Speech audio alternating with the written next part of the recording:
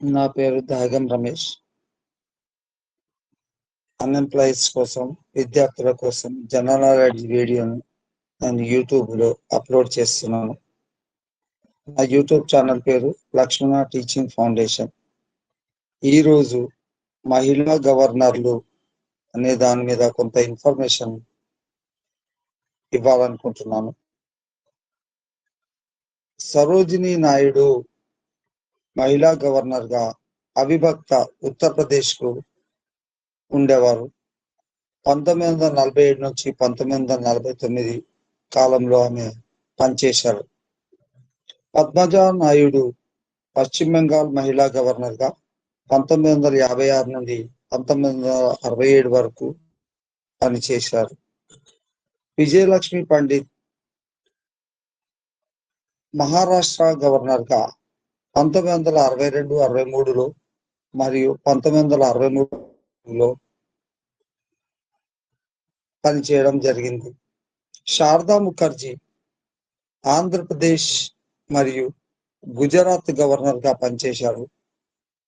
ఆంధ్రప్రదేశ్కు 1977 నుంచి 1978 వరకు పాలనా కాలం, అట్లాగే గుజరాత్లో 1978 నుంచి 83 వరకు ఆమె గవర్నర్గా కొనసాగారు.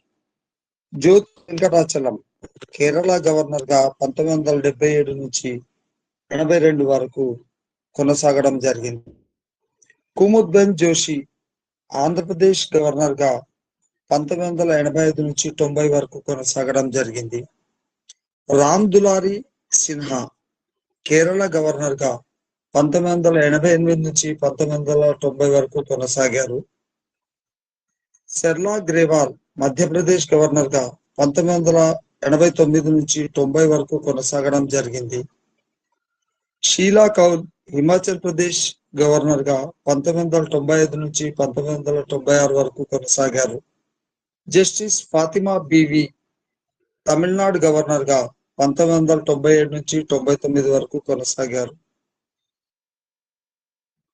విఎస్ రమాదేవి హిమాచల్ ప్రదేశ్ గవర్నర్గా 1997 నుంచి 99 వరకు కొనసాగారు.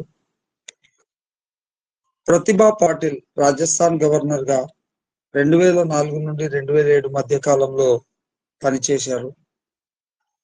ప్రభు రాయ్ హిమాచల్ ప్రదేశ్ రాజస్థాన్ గవర్నర్గా 2010 నుండి 2010 మధ్య కాలంలో పనిచేయడం జరిగింది. మార్గరెట్ ఆల్వా ఉత్తరాఖండ్ గవర్నర్గా 2009 నుంచి 2014 మధ్య కాలంలో కొనసాగారు. ఊర్మిళా సింగ్ హిమాచల్ ప్రదేశ్ గవర్నర్గా 2010 నుండి కొనసాగారు. షీలా దీక్షిత్ కేరళ గవర్నర్గా 2014లో పనిచేయడం జరిగింది. కమలా బెనీవాల్ మిజోరాం గవర్నర్గా 2014లో కొనసాగారు. మృదులా సిన్హా గోవా గవర్నర్గా 2014లో పనిచేయడం జరిగింది. ద్రౌపది ముర్ము జార్ఖండ్ గవర్నర్గా 2015లో కొనసాగారు. నజ్మా హెప్తుల్లా మణిపూర్ గవర్నర్గా 2016లో పనిచేయడం జరిగింది. ఆనందీబెన్ మధ్యప్రదేశ్ గవర్నర్గా 2018లో పనిచేయడం జరిగింది. దేవి రాణి మౌర్య ఉత్తరాఖండ్ గవర్నర్గా 2018లో కొనసాగారు.